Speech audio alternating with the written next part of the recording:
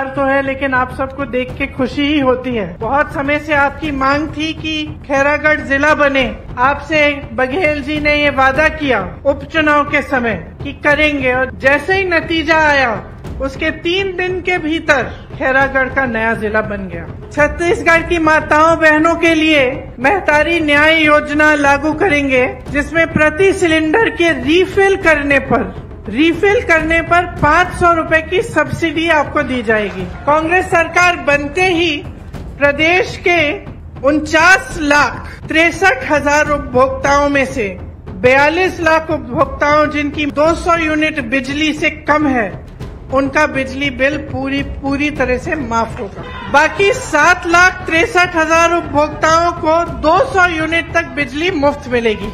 महिलाओं द्वारा संचालित स्वयं सहायता समूह के कर्ज को माफ किया जाएगा और महिलाओं द्वारा सक्षम योजना अंतर्गत लिए गए ऋण को भी माफ किया जाएगा। 700 नए ग्रामीण औद्योगिक पार्क बनेंगे।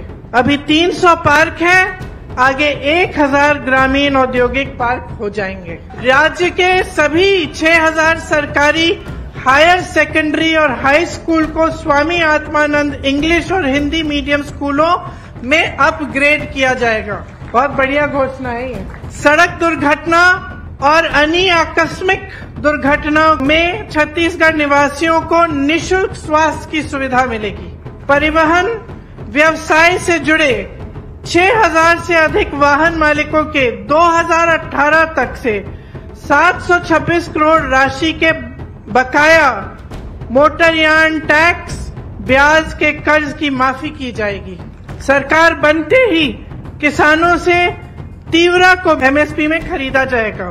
देश भर में जितनी बेरोजगारी आज है 45 सालों में नहीं हुई है, इतनी बढ़ गई है बेरोजगारी। छत्तीसगढ़ वो प्रदेश है जिसमें पूरे देश भर से सबसे कम बेरोजगारी है। आज पलायन बहुत होता था, नौकरियां नहीं मिलती थी प्रदेश में, लोग जाते थे शहरों में, बड़े बड़े शहरों में, अन्य प्रदेशों में रोजगार ढूंढने के लिए।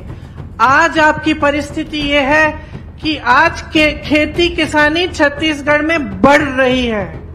आप क्या सोच सकते थे कि जहां पूरा उत्तर भारत जूझ रहा है आवारा पशुओं की समस्या से, आपकी जैसे बहनें सुबह से लेकर शाम तक धूप में पहरेदारी करती हैं अपनी खेतों की, कि आवारा पशु आएगा खेत खा जाएगा, रात को भी नहीं छोड़ते, किसान रात भर बैठे रहते हैं।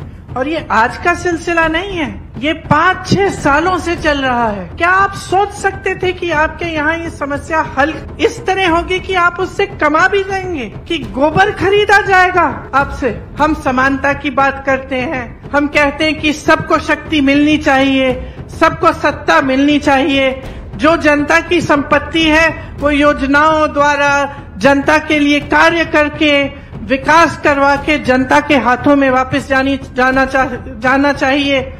ये लोग कहते हैं उठा के अपने उद्योगपति मित्रों को दे दो, तभी तो बेरोजगारी बढ़ रही है, क्योंकि जहां से रोजगार बनता है वो सब माध्यम इन्होंने बंद कर दिए हैं। जब नेता को मालूम हो जाता है ना कि उसे काम करने की जरूरत नहीं है, कि चुनाव आएगा मैं कोई अच्छी सी घोषणा कर दूंगा, मैं धर्म की बातें कर दूंगा, लोगों में दिलों में भय डाल दूंगा और बोलूंगा कि भाई तुम्हारे धर्म को सुरक्षित रखने वाला मैं हूँ और धर्म के आधार पर मैं वोट मांग लूंगा तो मेरी नैया पार हो जाएगी, वो बहुत अलग तरह का नेता होता है। जातिगत जनगणना करो।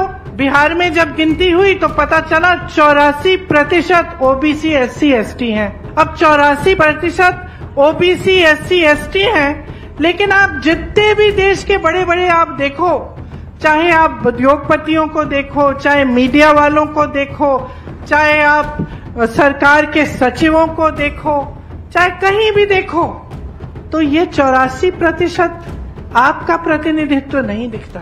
तो सारी हमारी कांग्रेस की पार्टी कह रही है कि गिनती करो।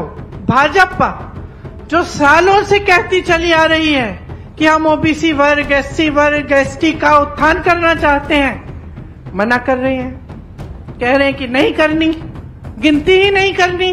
अरे गिनती नहीं करोगे तो विकास कैसे करोगे?